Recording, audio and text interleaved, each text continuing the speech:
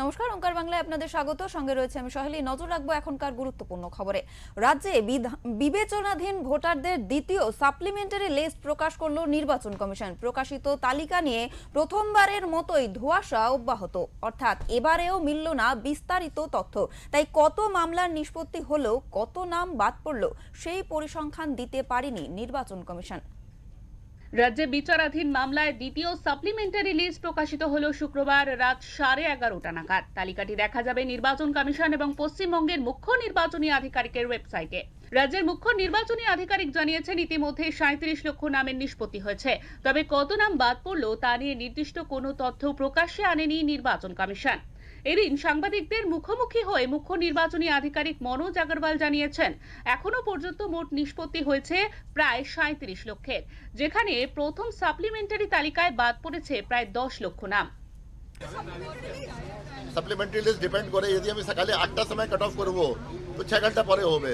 তো অনেক লোক যে 8টা থেকে 5টা 6টা পর্যন্ত জজ সাহেব কাজ করে, ও কাজ সময় ওরা দিতে পারবে না। আমরা চাই জজ সাহেব যেদিন কাজ শেষ করেন তো ও লোক যে ও সকাল থেকে বিকেলে হবে ওরাও এসে যাবে। যদি আমি বলবো কি 12টা করবো তো একদিন আগে আমাকে লিস্ট বের করতে হবে।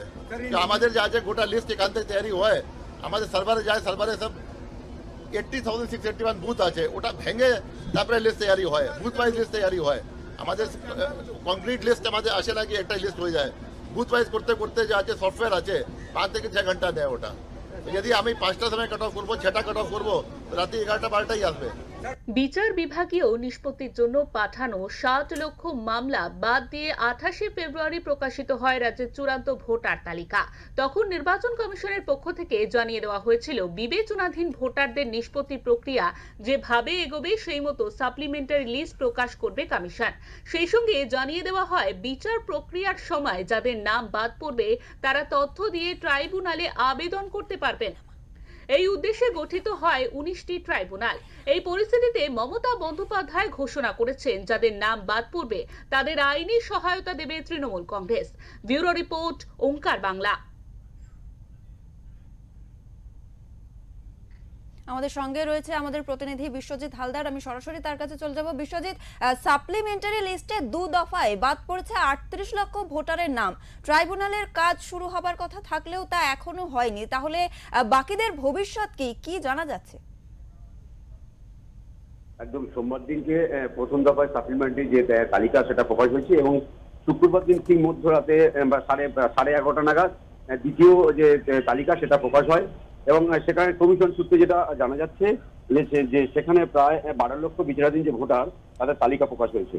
এবং এখনো তুমি জানো যে যেমন তুমি বলছিলে যে 19 জনের যে একটা কমিটি তৈরি হয়েছিল বা যারা এই বিচারাধীন বিষয়টা নিয়ে নিষ্পত্তি করবেন, সেই যে কমিটি সেটা কিন্তু নিয়ে তাদের এখন যে প্রশিক্ষণের কাজ সেটাও এখন ঠিক হয়নি, কিভাবে কাজ হবে সেটাও এখন পরিষ্কার করেনি নির্বাচন কমিশন। তারপরে ওই যে সাপ্লিমেন্টারি চার্জশিট যেটা এই সাপ্লিমেন্টারি যে তালিকা প্রকাশ হলো, এই তালিকায় যে নামগুলো বাদ গেল, মানে যে তালিকাটা প্রকাশ হলো তারপরে যে কত নাম বাদ গেল সেটা কিন্তু ধোঁয়াশার মধ্যে থেকে গেল। সেটা নিয়ে কিন্তু এখন প্রশ্ন উঠছে যে তাহলে কত নাম বাদ যাচ্ছে সেটা তো এখন পরিষ্কার হচ্ছে না। এখানে এখন মধ্যে দ্বিতীয় যে দফা, মানে প্রথম দফা এবং দ্বিতীয় দফা মিলিয়ে প্রায় 22 লক্ষ মানে নাম বা তালিকা সামনে এসেছে। তার মধ্যে 23 লক্ষ এখনো বাকি রয়েছে, 60 লক্ষ বাকি ছিল। তারপরে দুটো দফায় মিলিয়ে এই যে 22 লক্ষটা নাম সামনে এলো, এখন 23 লক্ষের নিষ্পত্তি বাকি রইল। তাহলে এর ভবিষ্যৎটা কি হবে? তবে এই পরিস্থিতিতে কিন্তু একটা বিষয় যেটা যে শ্যামপুকুরের যে বিজেপি তৃণমূল প্রার্থী শশী পজা, যার নাম নিয়ে কিন্তু সংশয় তৈরি হয়েছিল, তার নাম কিন্তু দ্বিতীয় যে তালিকাটা বা শুক্রবার 11:30 নাগাদ যেটা প্রকাশিত হয়েছে সেখানে কিন্তু শশী পজার নাম এসছে এবং সেই সঙ্গে তৃণমূল প্রার্থী কাজল শেখ তার নামও এসছে, যেটা নিয়ে অনেক ধোঁয়াশা তৈরি হচ্ছিল তিনি আদৌ নির্বাচনে লড়াই করতে পারবেন কিনা। এই দুটো নাম কিন্তু তালিকায় এসছে, এটা একটা স্বস্তি। তবে অন্যদিকে এই নির্বাচন কমিশনের যে দ্বিতীয় তালিকা এলো, সেই তালিকায় কতজনের নাম সামনে এলো সেটা যেমন সামনে এলো, কিন্তু কত নাম বাদ করলো সেটা কিন্তু এখনো পরিষ্কার হচ্ছে না। তবে নির্বাচন কমিশনও যেটা তারা কিন্তু সেই সার্ভার বা এই যে টেকনিক্যাল বিষয়টা সেদিকে কিন্তু তারা দোষারোপ করছে যে এই বিষয়টার জন্য এটা সামনে আনা যাচ্ছে না। তবে সব মিলিয়ে কিন্তু নির্বাচনের ঠিক আগে এই যে এসআইআর নিয়ে বা এই তালিকা নিয়ে যে ধোঁয়াশা ছিল সেটা কিন্তু রাজ্যবাসীর কাছে থেকেই গেল। স্বাভাবিকভাবে অস্বস্তিতে সাধারণ মানুষ আতঙ্কিত থাকবে।